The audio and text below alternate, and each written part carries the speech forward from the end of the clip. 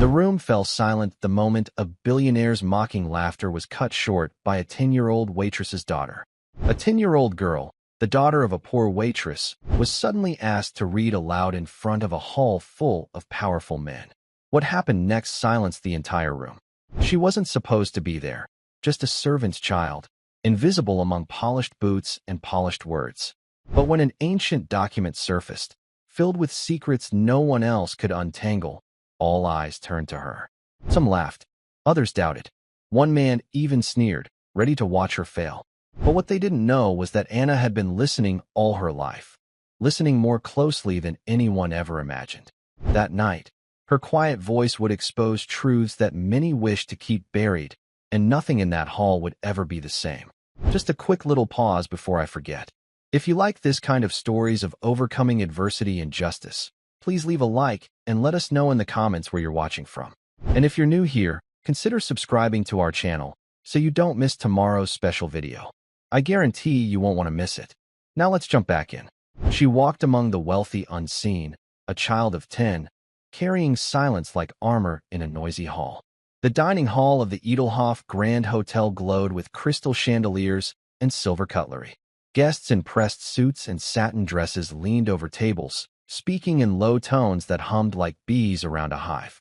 Waiters in black vests moved quickly, balancing trays heavy with porcelain plates and polished glasses. In a quiet corner, Anna Bergman, 10 years old, sat with her back straight and her hands folded neatly on her lap. Blonde hair brushed her shoulders, combed carefully by her mother that morning. Her shoes were plain, polished until they almost shone, though the leather was thin from wear. No one looked at her. She was only the waitress's daughter.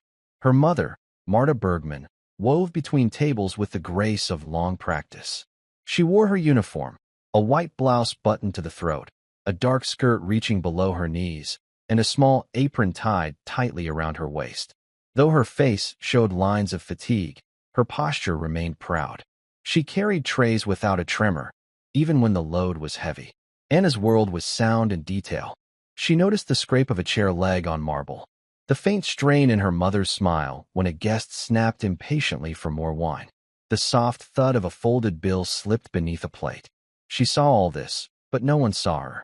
When guests brushed past, their eyes slid over her, as if she were part of the wallpaper. A boy her age walked by once, his pockets jingling with coins, and didn't meet her gaze.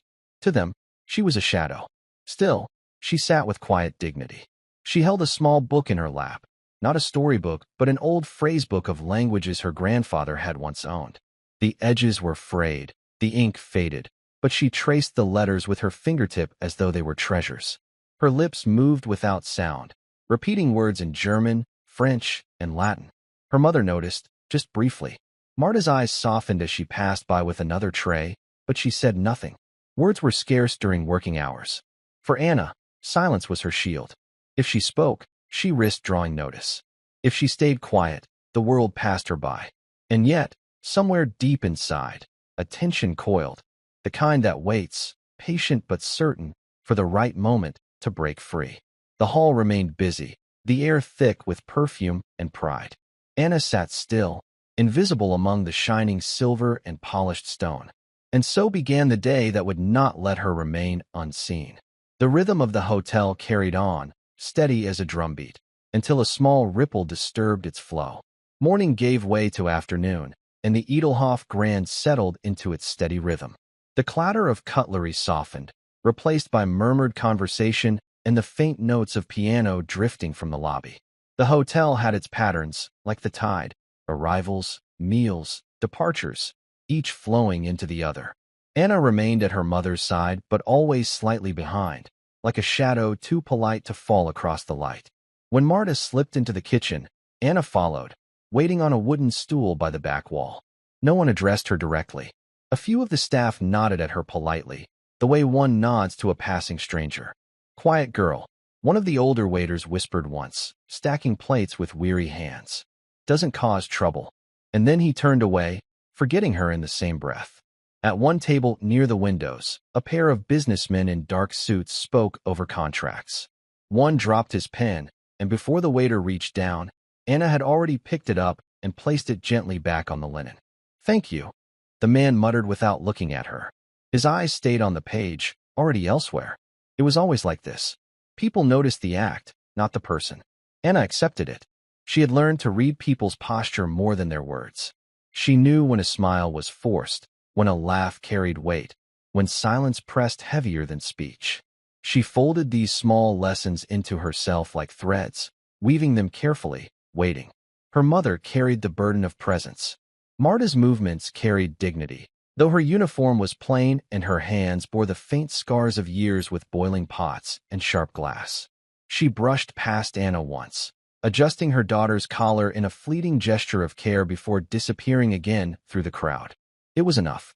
That quiet touch was a reminder. I see you, even if no one else does. Anna returned to her book. A waiter passed behind her with a tray of steaming cups, the air briefly filled with roasted coffee and sugar. She traced the German phrase for truth with her finger, then the French word for silence. She whispered them both under her breath. Life in the hotel flowed on, unbroken. The guests spoke, the staff served, the world turned. Nothing seemed unusual. And yet, a small shift was already beginning, almost too slight to notice. A voice carried across the room, foreign to the ear and sharp against the calm, and Anna lifted her head for the first time that day. The voice came sharp across the lobby. A tall man in a navy suit stood at the reception desk, his silver cufflinks flashing as he gestured impatiently. His words were clipped, broken, each one strained. Room, he wrong, he said in German, his accent heavy. The young clerk fumbled, trying to answer politely. But the sentences tangled, half correct, half confused. The more the clerk stumbled, the louder the guest grew. Guests nearby turned their heads, forks paused in midair. Anna, still seated near the wall, lifted her eyes. She recognized something beneath his fractured German. His rhythm, his vowels, they carried another tongue. Hungarian. She had heard it long ago at her grandfather's table, a language of old songs and faded stories. The clerk's face reddened. The guest tapped the counter with his knuckles. Not right. Not right. He barked again in broken German, his voice rising in frustration. From across the room, Marta froze mid-step. She balanced a tray in her hands, but her eyes had already found Anna. A flicker of warning passed in her gaze. Stay back. Don't draw attention. But Anna slid from her stool and stepped forward, small and steady. Her blonde hair caught the light as she came to stand beside the counter, barely tall enough to see over it. She spoke softly, in Hungarian this time, though the words were clear. I think the key is not for your room, sir. May I help translate? The room stilled. The man turned, startled. His mouth shut mid-protest. His eyes, sharp and impatient only a moment ago, widened as they fell upon the child. Anna repeated, slower, her voice even. She pointed gently at the brass number etched into the key, then to the register lying open before the clerk. With calm precision, she explained in Hungarian, each word carefully chosen. The man's shoulders eased. His frown softened into reluctant surprise. He nodded once, then again, his voice quieter when he answered. In less than a minute, the confusion untangled. He took the correct key from the clerk, bowed slightly toward Anna, and left without another word.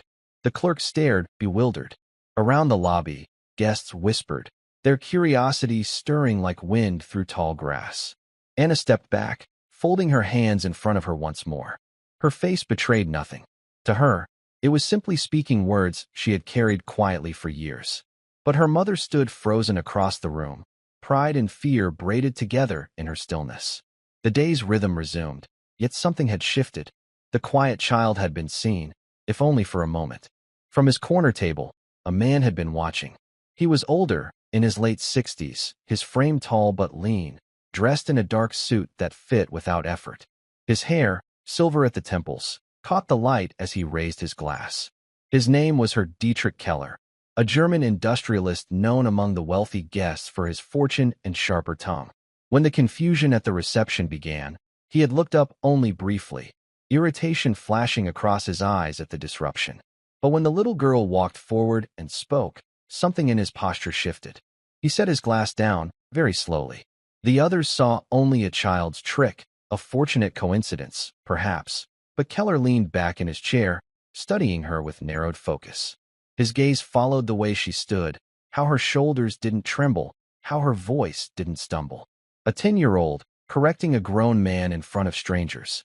He watched how she folded her hands again when it was finished. Not with pride, not with the restless fidget of a child eager for praise. It was too measured, too calm. Across the room, Marta Bergman felt the weight of eyes. She glanced once toward Keller, then away, her jaw tightening. She knew men like him, men who noticed too much. Anna returned quietly to her stool by the wall, lifting her worn phrasebook again.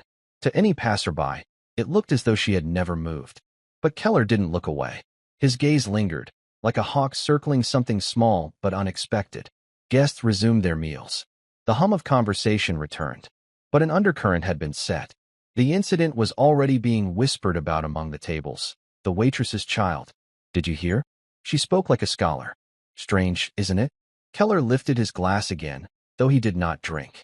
His lips pressed thin, as though holding back a thought not yet ready to be spoken. Marta caught sight of him again as she passed with another tray. Her hand gripped the edge tighter than necessary. A mother's instinct pricked. Her daughter had stepped into the open, and someone important had taken notice. Anna, unaware of the eyes fixed on her, turned the page of her book. Her lips moved soundlessly, repeating the words she traced with her finger. To her, it was simply habit. To others, it was beginning to look like something more. The air of the hall felt altered, if only slightly. The attention that once slid past her so easily had begun to circle back. And one man, at least, was no longer pretending not to see. The evening meal drew closer. Candles flickered to life on each table, the golden light softening the sharp edges of glass and silver. Guests leaned closer over their dinners, their voices blending into a low, steady current. Her Dietrich Keller rose from his table. His movement was unhurried, yet it carried the weight of authority. Conversations near him quieted for a moment as he passed. He walked with a cane of polished wood, though he did not lean heavily upon it. It was less for need, more for statement. Anna looked up from her book when his shadow fell across her. "Young lady," he said in German, his voice smooth but edged with curiosity. "That was not an ordinary thing you did."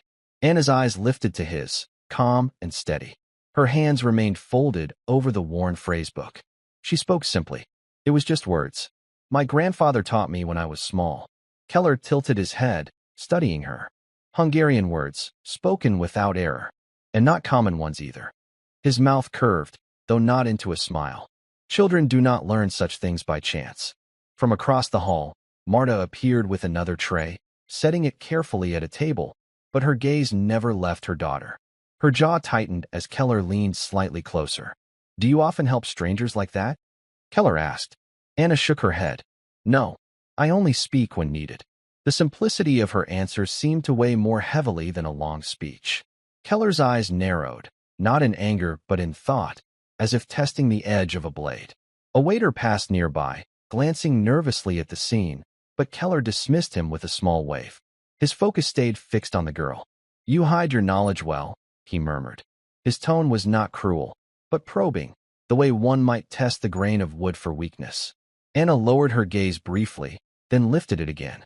"Not hiding," she said softly. "Just waiting." The silence that followed seemed to stretch, thick as smoke. A guest at the next table shifted in his chair, sensing something but not daring to intrude. At last, Keller straightened, his cane tapping once against the marble floor. "Then perhaps it is time you are asked to speak again." His eyes flicked briefly toward Marta, acknowledging the mother before turning back to the daughter. "I would like you to come upstairs," he said, his voice carrying no trace of suggestion. "There is a matter I wish to test." Anna blinked once, calm. Her fingers closed the phrasebook with care. Marta set down her tray too quickly, the glasses rattling faintly. Her lips pressed into a line.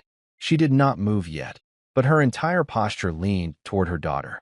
The hall continued its quiet rhythm, but for Anna, the air felt sharper now. She had been asked to step from shadow into light. Keller's request was not one to be questioned, not in a place like this. His reputation traveled faster than his steps, and the staff moved instinctively out of his path. The air shifted as though the walls themselves leaned closer to listen. Anna rose from her stool, small and composed. She smoothed the front of her plain dress, the fabric faded from many washings. Her eyes, steady and pale, did not flicker toward the guests who had now turned discreet glances toward her. Marta moved quickly to her side. She set down her tray in the kitchen doorway and wiped her hands on her apron. Her shoulders squared as she stood between her daughter and the stairwell, her eyes fixed on Keller. "If she goes, I go," Marta said quietly. Her voice was respectful but carried a firmness that surprised even herself. Keller regarded her for a long moment. Then he gave a small nod. "Of course. A mother does not let her child walk alone." With that, he turned, leading them toward the grand staircase. The polished marble steps curved upward, lined with thick carpet of deep red. Above, a chandelier spilled light across gold-trimmed mirrors, throwing back the faces of those who climbed. Anna's shoes made the faintest sound against the steps, almost lost beneath the steady tap of Keller's cane. She climbed with calm rhythm, her mother's presence just behind her. The contrast was stark. Keller's wealth pressed into every detail. The glint of the handrail, the hush of velvet drapes, against the plain cotton of Marta's blouse and apron. On the second floor, the air was different, quieter. The scent of polished wood replaced the clatter of food and drink below. Doors stood tall on either side of the corridor, each marked with brass numbers and engraved plates. This was not a place where workers lingered. Keller stopped at a wide door and motioned them inside.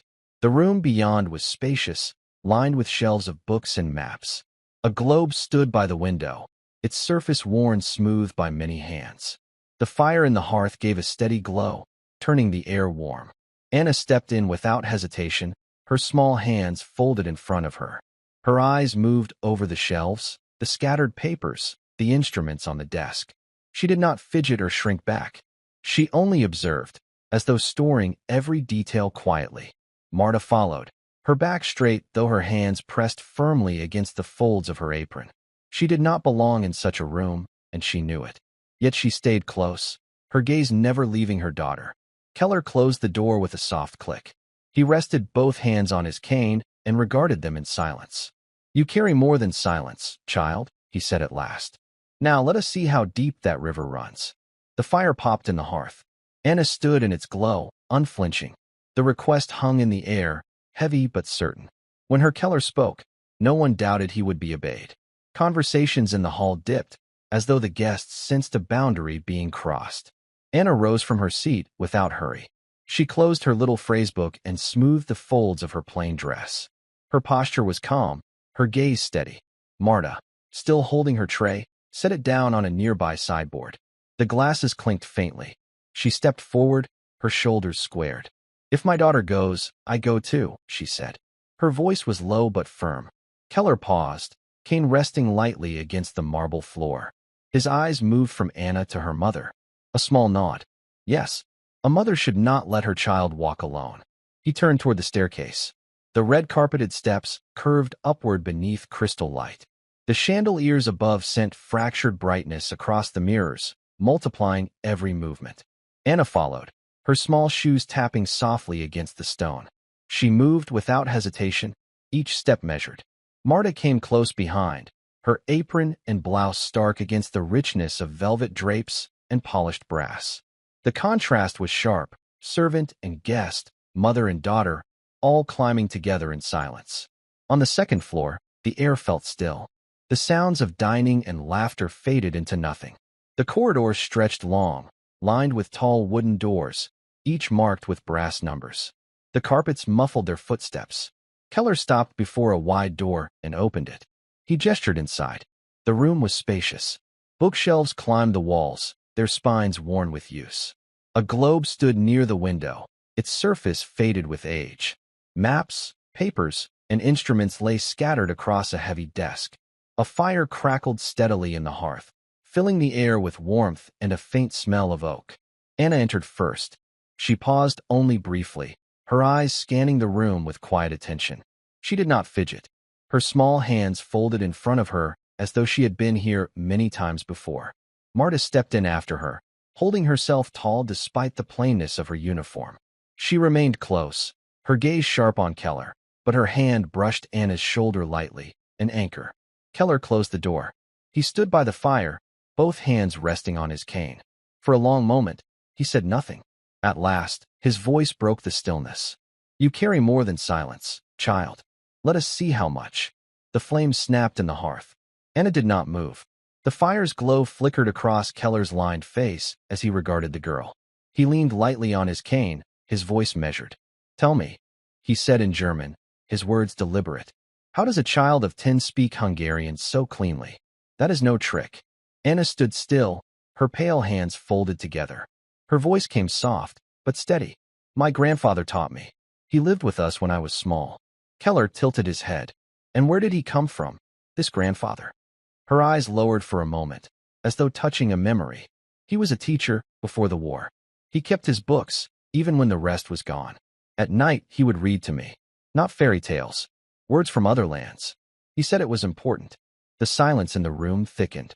The fire cracked once, filling the pause. Marta shifted slightly behind her daughter. Her gaze softened as she added, almost reluctantly, my father believed that language was survival. He carried that belief to his grave. Keller's brow lifted, but he said nothing. He only studied the girl more closely. Anna continued, her tone matter of fact. He would point to the maps and say, this is not just a line. Every word is a door. If you can open it, you will never be trapped. Her fingers brushed the edge of her dress, but she did not fidget. She lifted her eyes again. So I listened, and I remembered. Keller moved a step closer, the fire casting sharp shadows across the floor. His cane tapped lightly against the rug. You listened as a child listens, but you repeat as a scholar repeats. That is not common. Anna did not answer. Instead, she stood quietly, letting his words hang in the air. Marta's voice broke the silence once more. It was never meant to be a display, she said. It was only a way to hold on to something after we lost everything else. Keller's eyes flickered toward her, then back to the girl. His mouth pressed into a line, unreadable. The room held its breath, filled only with the faint hiss of the fire. Anna's story had been spoken plainly, but it left weight behind. Keller turned at last, moving toward the desk. He ran a hand across the spine of a book as though considering something left unsaid. You carry history in your voice, he said quietly. Perhaps more than you realize. The glow of the hearth deepened, casting the girl's face in light and shadow as Keller's interest rooted itself more firmly. Keller's hand lingered on the book's spine, his eyes sharp. History in your voice, he repeated softly. Then he turned, cane tapping once against the rug. But history alone is not enough. Many inherit words. Few keep them alive. Anna's gaze didn't waver. I only remembered. That is all. Marta stepped forward slightly, her hands clasped in front of her apron. Her voice carried a quiet weight. Remembering was not simple for her. Keller looked at her with a measured patience. Explain. Marta's eyes moved briefly to her daughter, then back. My father died when Anna was 6. He had already been ill for years. Those long nights when he could not sleep, he would still read aloud. Even when his voice was broken, she sat at his side and listened. When he passed, she carried the words herself. I never asked her to. She did it on her own. The room grew still. The fire popped gently, as though listening. Anna spoke again, her tone quiet but firm. After he was gone, I read his books in secret. I did not want the pages to fall silent. My mother worked too much to watch me closely, and I wanted her to rest.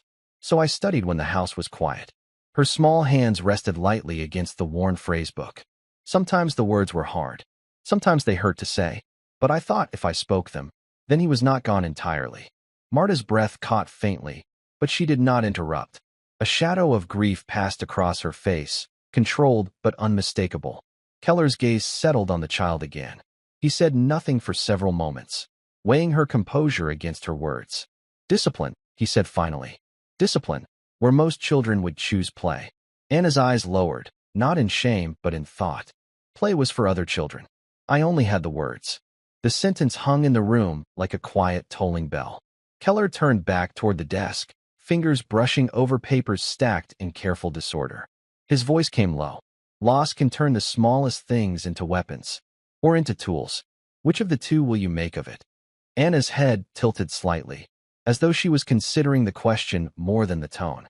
She did not answer. Marta, behind her, held her silence too. Her face revealed enough.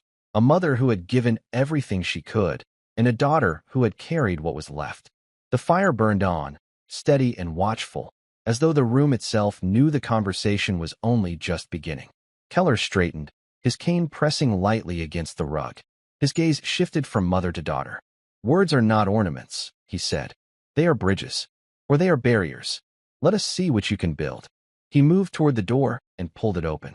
The hallway outside stretched into shadow. From below drifted the faint hum of conversation, the clink of dishes, the life of the hotel. "There is a man waiting in the study down the hall," Keller said. "He is French. He has papers he insists are misunderstood.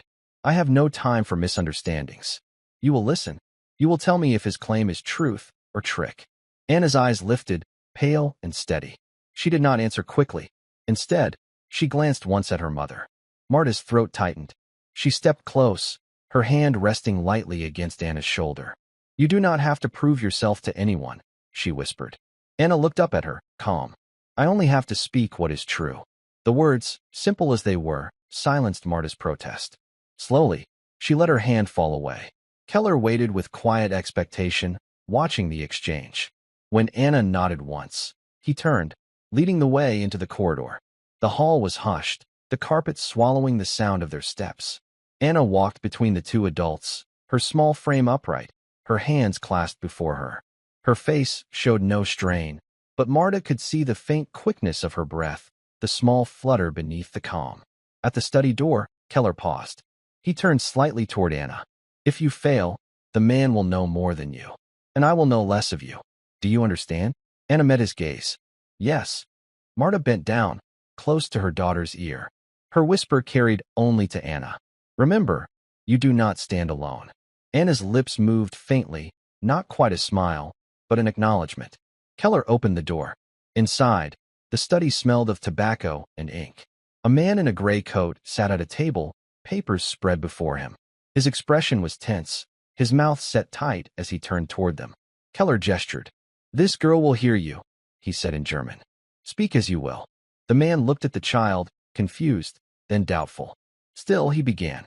His words flowed in French, smooth and insistent. Anna stepped forward, her hands still folded. She listened, her head tilting slightly. Her eyes traced the papers. She did not speak yet. She was weighing the words. The Frenchman's voice filled the study, steady but urgent. He pointed to the lines of text, his hand moving quickly over seals and signatures. His tone carried insistence, even a trace of desperation. Keller stood at the side of the room, cane resting against his leg. His sharp eyes never left Anna. The girl listened without interruption. Her breathing slowed. She leaned closer, her small hand brushing the corner of a page. She traced the signature once with her finger, then looked back to the man. When he paused for breath, she spoke. In French, she said gently, "You claim the contract allows you access for 5 years. But the words here are not years. They are months. 5 months. Not 5 years." The man blinked. His protest faltered on his lips. Anna did not raise her voice, but each word landed clearly. "And here," she tapped a line with her fingertip. "You said the owner agreed without condition. But there is a condition. It is written plainly. A witness must approve each renewal. That witness is not here." The room went silent. The man's face reddened. He muttered something under his breath, still in French, but his eyes avoided the paper. His confidence had slipped.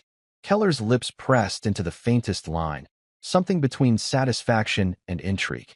Anna stepped back, folding her hands again. Her gaze remained calm, without triumph. "He has spoken what he hoped," she said softly, "but not what the words hold." For a long moment, no one moved. The fire in the grate whispered faintly. The Frenchman gathered his papers with stiff hands, muttering excuses. He would not meet Keller's eyes as he slipped past and left the room. The door clicked softly shut behind him. Keller tapped his cane against the rug once. "A bridge built," he said quietly, "and strong enough to hold weight." Anna lowered her eyes. It was only the truth. Behind her, Marta's hands had clenched tight against her apron. Now she released them slowly. Pride touched her face, but it was restrained, carried quietly. Keller studied the girl with long silence. Finally, he inclined his head. Truth spoken without hesitation. "That is rarer than you think." Anna remained still, as though she had not heard the compliment. The test was over. Yet in the hush of the study, it was clear the outcome had unsettled more than the man with papers. It had unsettled the balance of the room itself. By the time Anna and her mother returned to the main hall, the hotel had shifted. The chandeliers still glowed. The piano still played faintly from the lobby, but the air carried something new. Guests leaned closer to one another, their voices hushed but quick. At tables where business had filled the evening, words now slipped sideways toward the girl who had stepped out of silence. The waitress's child. Did you see? She corrected the man as if it were nothing. So young, yet she spoke as one trained. Strange, isn't it? The whispers moved like smoke, curling through the air. Some were curious, almost admiring. Others carried doubt, even suspicion. Anna walked beside her mother, her hands folded neatly in front of her once again. Her face showed no sign that she noticed the murmurs, though she felt the weight of eyes upon her. Marta, however, heard every fragment. She caught the sharp note of envy in one guest's whisper, the brittle laughter in another's. Pride and fear pressed together in her chest. She wanted to gather her daughter close, shield her from both the praise and the doubt. At one table, a woman in pearls leaned toward her husband. Children repeat what they overhear. That is all it was. At another, a man adjusted his spectacles. No, that was not mimicry. She read it. She understood. The divide deepened with every hushed exchange. Anna, still silent, found her stool once more. She lifted her little phrasebook and opened to a familiar page. Her lips moved faintly, tracing words with her finger, as though nothing had changed. But in truth, she felt the room tilting. She had been unseen this morning. Now she could not disappear so easily. Keller remained at his table, cane resting against the cloth. He sipped from his glass, listening without effort to the growing murmur. His eyes followed Anna as though he had expected this ripple all along. The waitstaff worked more stiffly, glancing at the girl, at Marta, at Keller. The rhythm of service had been disturbed, and though plates still moved and glasses still filled, the steadiness was gone. Marta bent close to her daughter, her voice a whisper meant only for her. Be still. Let them talk. The less you answer, the less they can twist. Anna nodded once. Her fingers traced another word on the page. The hall carried on, but its current had shifted. Admiration, suspicion, and curiosity wound together in the air, a quiet storm gathering beneath the polished chandeliers. The night deepened. Some guests drifted upstairs. Others lingered with half-empty glasses. Yet Keller did not leave. He remained at his table, still as carved stone, until at last he tapped his cane once against the floor. The sound was sharp enough to hush the nearest voices. Slowly, he rose, his tall frame casting a longer shadow across the hall. His gaze did not wander. It fixed directly on Anna. Child, he said, his voice carrying with ease, though not loudly. Step here. Anna closed her book and slid carefully from her stool. Her small shoes pressed softly against the carpet as she approached him. Marta followed, never more than a step behind. When they reached him, Keller leaned slightly forward. His eyes searched Anna's face. There was no smile, only measured respect. You have a skill, he said plainly. Not borrowed. Not rehearsed. A discipline. Do you know what that means? Anna shook her head. It only means I learned to listen. And to read. For the first time, a faint curl of humor touched Keller's lips. And how many here, with all their titles and fortunes, could have read what you read tonight? Few. Very few. The room stilled. People watched without pretending otherwise. I will tell you what it means, Keller continued. He rested one hand on his cane, the other behind his back. It means you must not be left to grow in the shadows of other men's mistakes. I would see your skill sharpened, not dulled. If you accept, I will arrange for your study. Proper instruction. Access to what you deserve. The offer hung in the air, heavier than the chandeliers above. Anna stood quiet, her brow faintly drawn. She turned her eyes to her mother before answering. Marta stepped slightly forward, her voice steady, though she gripped her apron tight. What does it cost her, Keller? Children are praised and then forgotten every day. I will not have her paraded and discarded for your amusement. Keller inclined his head slowly, as though acknowledging the strike of a blade. It will cost her nothing but time. And it is no amusement. A gift such as this, buried in silence, is a waste. I do not waste. Anna lowered her gaze, thoughtful, weighing her mother's words and Keller's. She did not answer yet. Around them, the guests leaned closer, breath caught. The weight of the choice was clear, and for the first time that evening, silence fell not from doubt, but from recognition. Morning returned with its soft light spilling through the hotel's tall windows. The grand dining hall, once alive with gossip, now felt hushed, waiting. A long table stretched across the room, its polished surface gleaming beneath the chandeliers. Usually, only men in dark suits and polished shoes sat here. Merchants, landowners, officials. Today, a child walked toward it. Anna wore a simple blue dress her mother had pressed carefully the night before. Nothing ornate, but clean, straight, dignified. She clutched her little phrase book in one hand, though she held it behind her back as if it were a secret she meant to keep. Marta followed half a step behind, dressed in the same black dress and white apron. She did not belong among the tailored jackets and fine jewelry, yet she carried herself with quiet strength, her presence a steady anchor for her daughter. At the head of the table, Keller stood waiting. His cane rested by his side, his shoulders squared.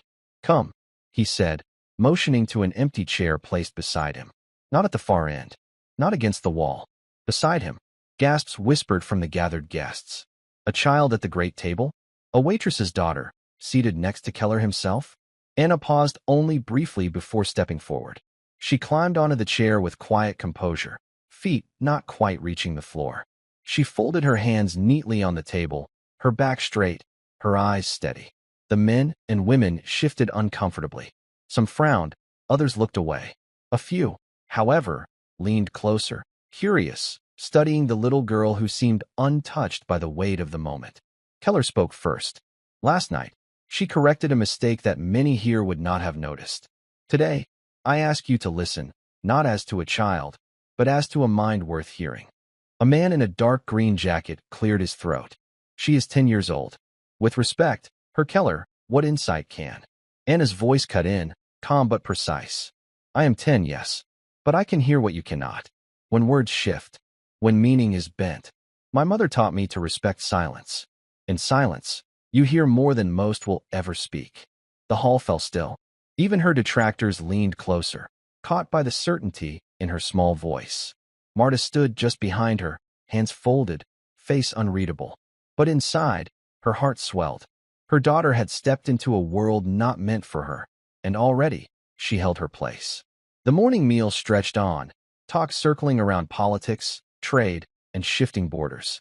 It was the kind of talk Anna had only ever overheard in fragments while carrying a plate to her mother.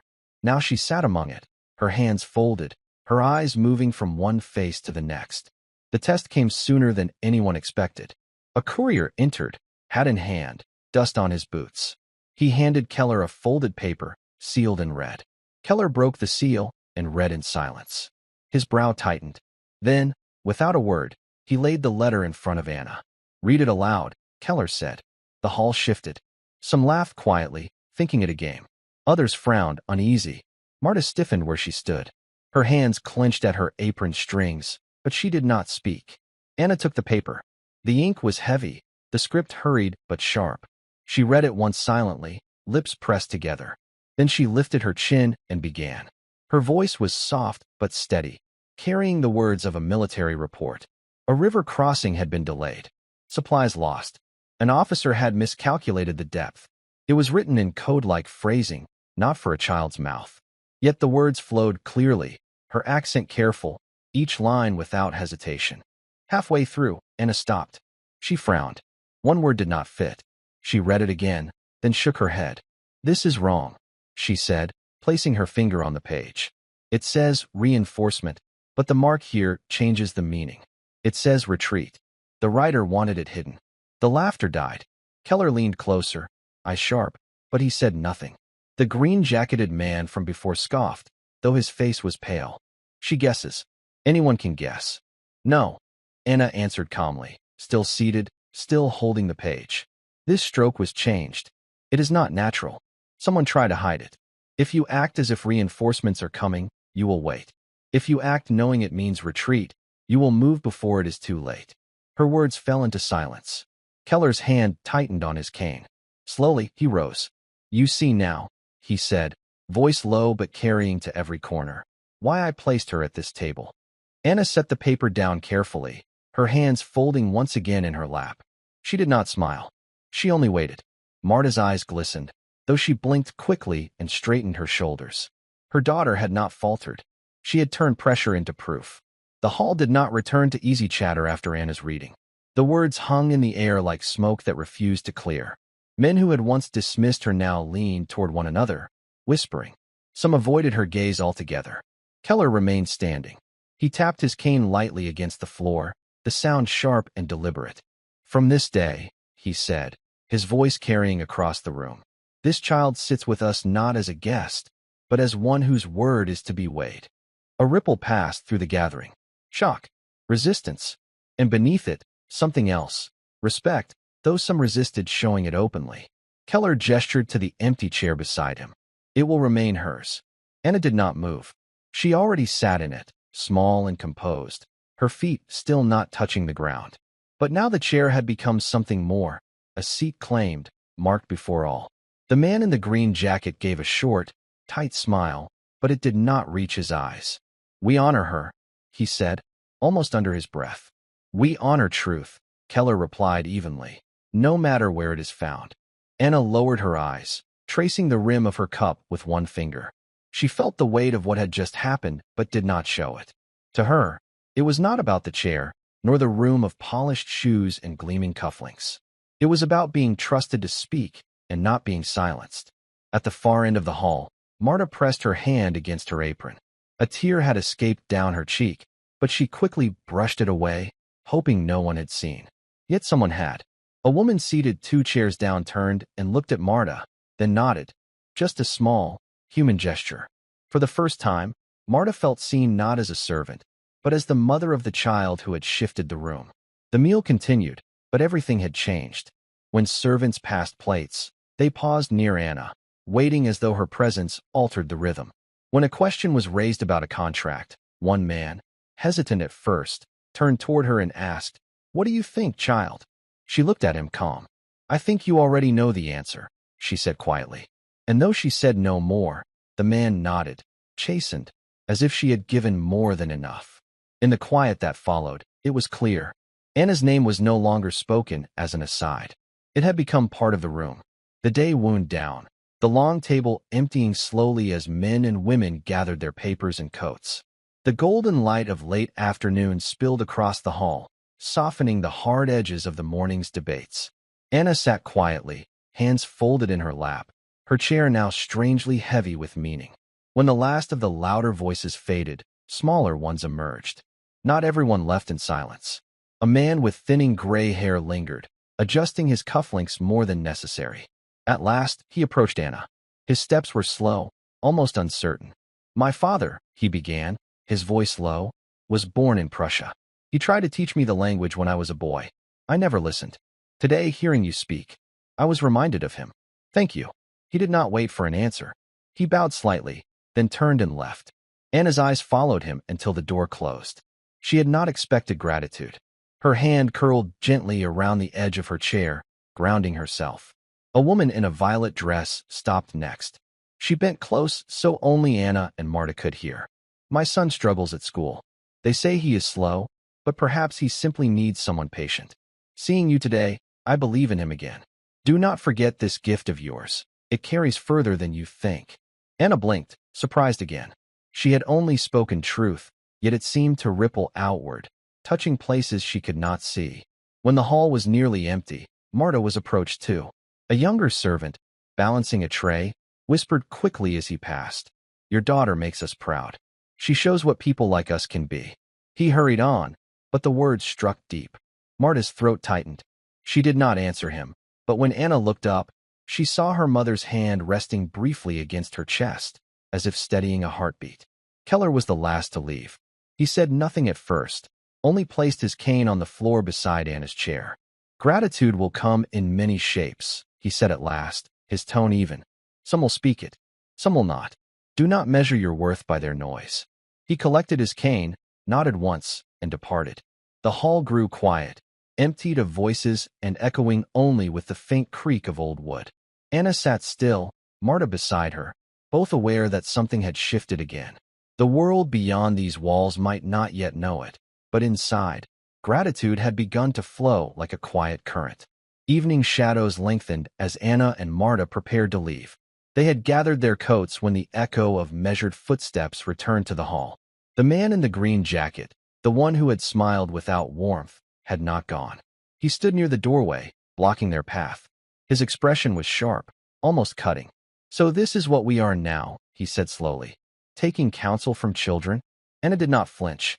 She tightened her grip on the small leather notebook Keller had given her to hold during the reading.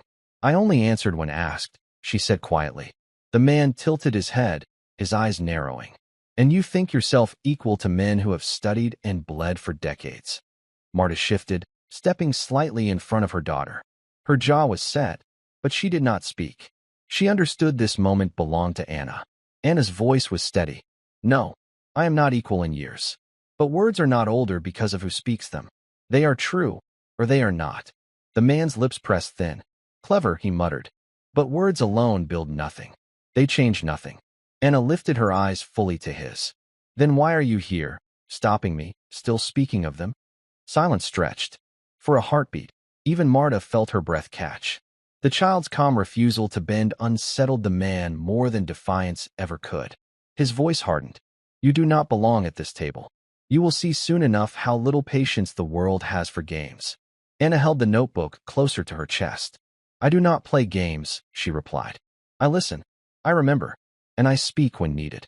The man hesitated, his authority cracked. For the first time, doubt flickered in his eyes. Marta finally stepped forward, her tone firm but measured. "We have taken enough of your time, sir. Allow us to pass."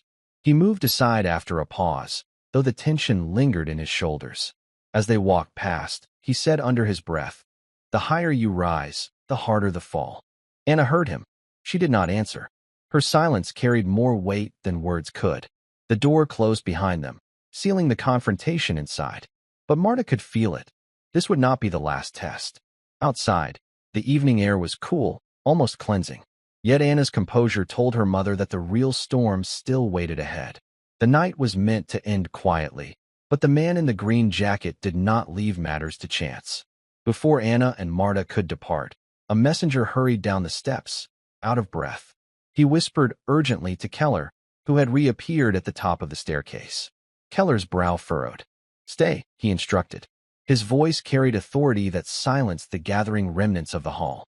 "There is a document in the archive. Misfiled. A contract, old but binding. We need it read correctly, tonight." The man in the green jacket seized the moment. "There," he said sharply, pointing toward Anna. "Let the child prove herself. If her tongue is so gifted, let her untangle the record. Or shall we trust rumor more than reason?" The crowd murmured, torn between intrigue and doubt. Marta's hand brushed against Anna's sleeve, a silent tether. Anna met her mother's eyes briefly, then nodded once. They were led into a smaller chamber, lined with shelves that smelled of dust and time. A parchment lay unfolded on the table, edges brittle with age. Handwritten, its script looped and twisted in strokes difficult to follow. Anna leaned closer. The ink was faded, the dialect old-fashioned. She traced the words silently with her eyes, lips unmoving. The silence grew heavy. At last, she spoke, her voice steady and clear. "This is no contract of debt, as claimed. It is a land grant, conditional. The family retains rights unless abandoned for 3 consecutive years." "That has not happened." Gasps circled the room. A steward leaned in, verifying her translation against notes no one else had dared attempt. His face paled. "She is correct." The man in the green jacket stiffened. His jaw worked as though grinding stone. "Impossible," he whispered. Keller's cane tapped once against the floor. "Not impossible. Proven. By a child you sought to belittle." Anna stepped back, her composure unshaken, though her small hands trembled slightly against her dress. She said nothing more. She had no need. The silence after her words was louder than any triumph. Marta exhaled slowly, her heart pounding with pride and relief. She had watched her daughter step into the fire and return untouched. The crowd's perception shifted in that moment.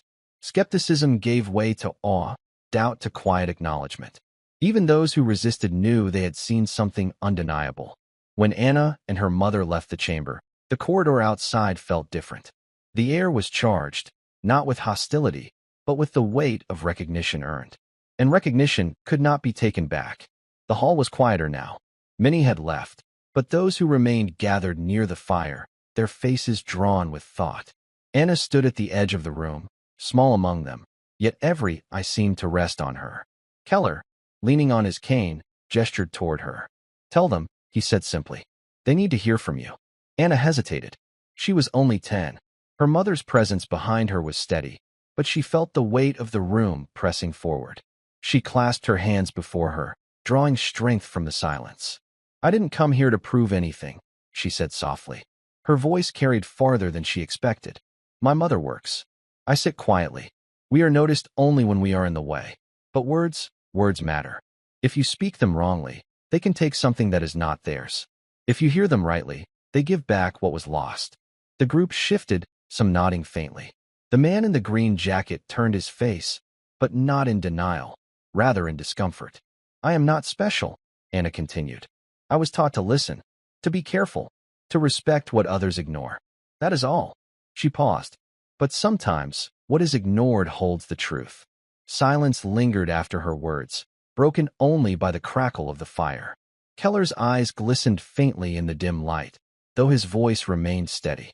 "Out of the mouths of the overlooked," he said, "truth often arrives." Marta, standing just behind her daughter, let her hand rest gently on Anna's shoulder. She didn't speak. She didn't need to. The lesson had already been carried across the room, plain and undeniable. And with that, the evening shifted into something deeper, something remembered. The night had emptied. The once crowded hall now echoed with only the soft sweep of brooms and the low creak of lanterns being dimmed. Outside, the air was sharp and cool, carrying the scent of rain that had fallen earlier. Anna walked beside her mother in silence. Marta's apron was still creased, the scent of bread and spilled coffee clinging to it. Anna's dress was plain, its hem brushing her shoes, but her step was steady. For the first time, she did not feel like just the waitress's child. They stopped beneath a chestnut tree by the square. The branches arched over them, leaves stirring gently in the wind. Marta knelt, so her eyes were level with her daughter's. For a moment, she only looked at her, searching, remembering, perhaps seeing both the small child she had raised and the strength that now stood before her. Without a word, Anna reached into her pocket. She pulled out the folded slip of paper Keller had given her earlier, a small note of thanks, written in his careful hand. She held it out to her mother. "It belongs to you too," Anna said quietly. Marta took it, pressing it to her chest. Then, with a soft smile, she placed her arm around her daughter's shoulders. No speeches, no promises. Just a long embrace beneath the dim lantern light. The street around them was empty, but something fuller remained in the air. The knowledge that dignity could not be stolen, that truth could rise even from a quiet child no one had expected to speak. Together, they walked home. And though no one watched, each step carried the weight of a story that would not be forgotten. Thank you for following this story. If you enjoyed it, please subscribe and share your thoughts below. Where are you watching from? Let us know in the comments. Stay tuned for more immersive stories.